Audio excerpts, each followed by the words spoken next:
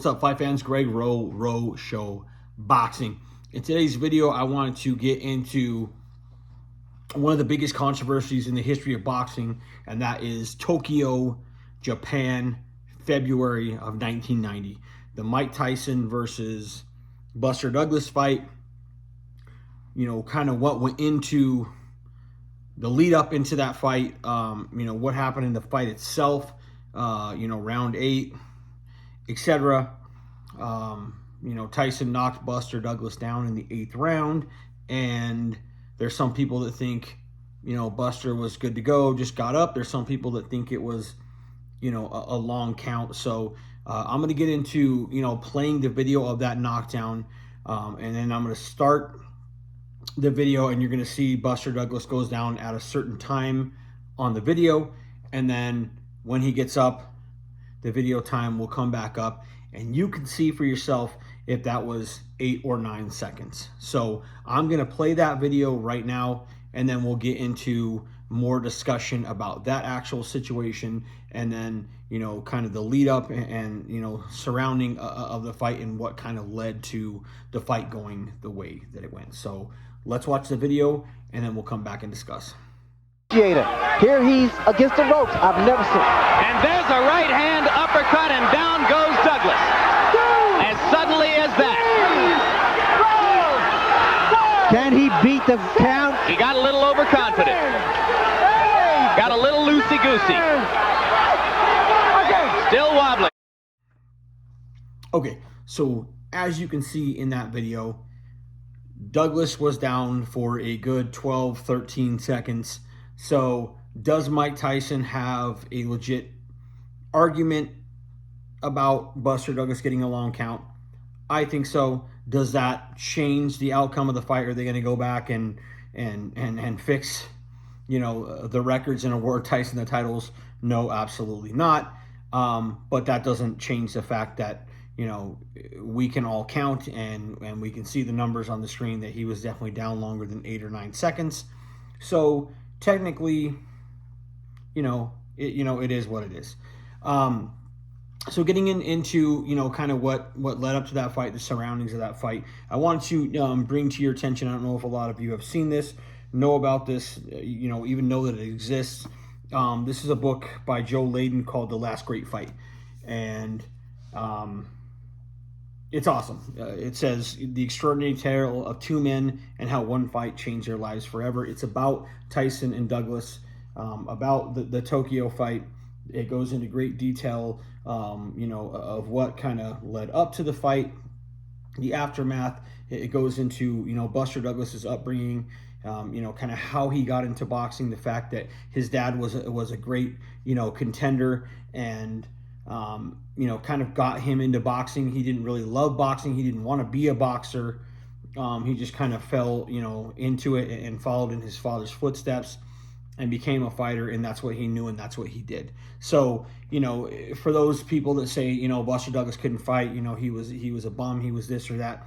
Buster Douglas was a great fighter. He was just a guy that had to be motivated in order for that to come out and be on display. And he was never better than he was against Tyson. Had he prepared for, you know, other fights the way he prepared for Tyson and was in that same mentality, you know, we might be talking about him in a much different light than we do. And that's just, you know, scoring one of the biggest upsets in the history of boxing. We might be talking about him, you know, maybe in the same breath that we're talking about, you know, Holyfield and Lennox Lewis and you know, guys like that.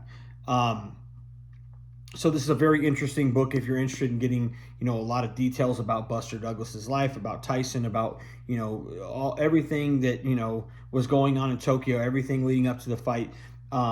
This is well worth a read if you're a boxing fan, a boxing enthusiast like I am.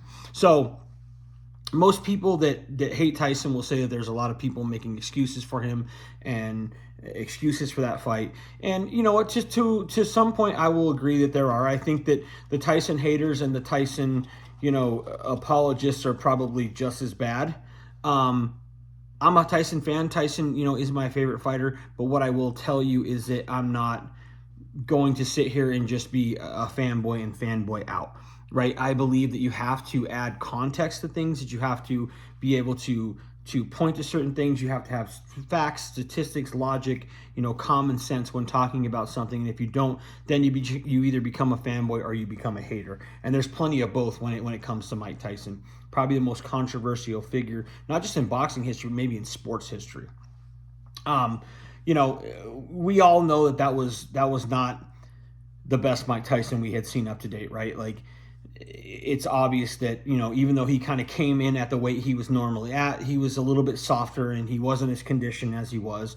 We all know he was running around, he was partying late at night, he was sleeping with, the Japanese women, he was getting, dropped in sparring. All these things that were happening leading up to this fight were things that hadn't happened, since Tyson, turned a pro and was dominating, the landscape. It was the worst Mike Tyson we had seen to date. It was the best Buster Douglas we had seen to date, and that's what kind of made the fight go the way that it went.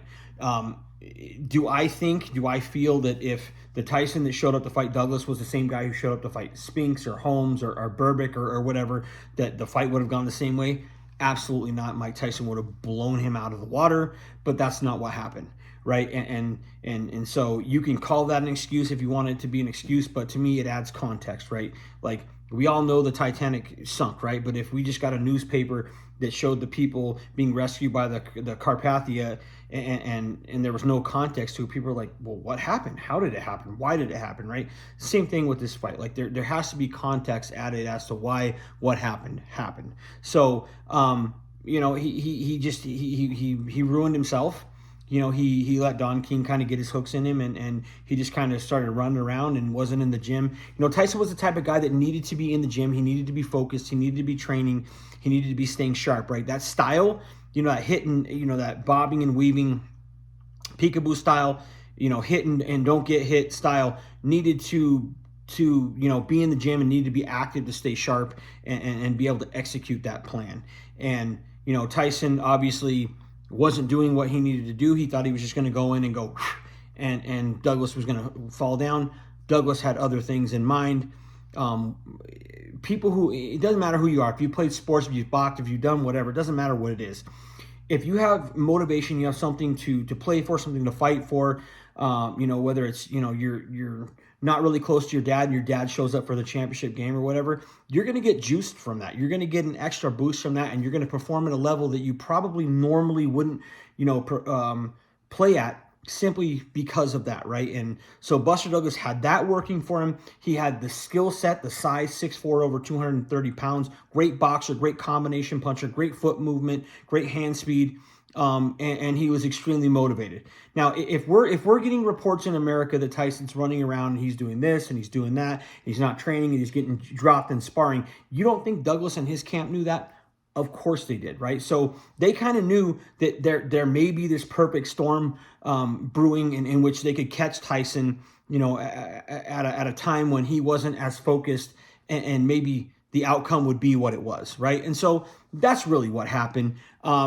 There's nothing in Tyson's previous fights to suggest otherwise, right? He never looked like that really before or after, right? Even his fights with. Even his fight with Holyfield, it was fight of the year, right? When he was a little bit older and he fought Lennox Lewis and was a shell of himself and whatnot, he took a beating. But there were no fights from 85 to 90 to say that that's who Tyson was, right? In the fights against Razor Ruddock in 91, there was nothing to say that that's who Tyson was, right? It was an anomaly. Even when Tyson came out, and fought McNeely and Selden and Bruno and Holyfield, he didn't look like that, right? So there was nothing to suggest that that's who Tyson was. It was a one-off, and that even makes that point more that, he kind of did it to himself. And after Tyson beat Berbick, the broadcasting team was like, there are people in boxing that think the only person that can beat Mike Tyson is Mike Tyson. And they were absolutely right. So, that's what happened surrounding the fight.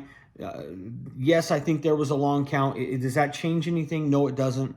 Is Mike Tyson to blame in part for, what happened in Tokyo? Absolutely. I think there's a lot of blame to go around, but to, gloss over any of that being Tyson's fault, I think is ridiculous and absurd, and I'm personally not going to do that. You know, a lot of it was his fault as well. But if you're interested in reading more about this, getting some great insight to Tokyo, to Douglas, you know, to the Tyson fight, pick up this book by Joe Layden, The Last Great Fight.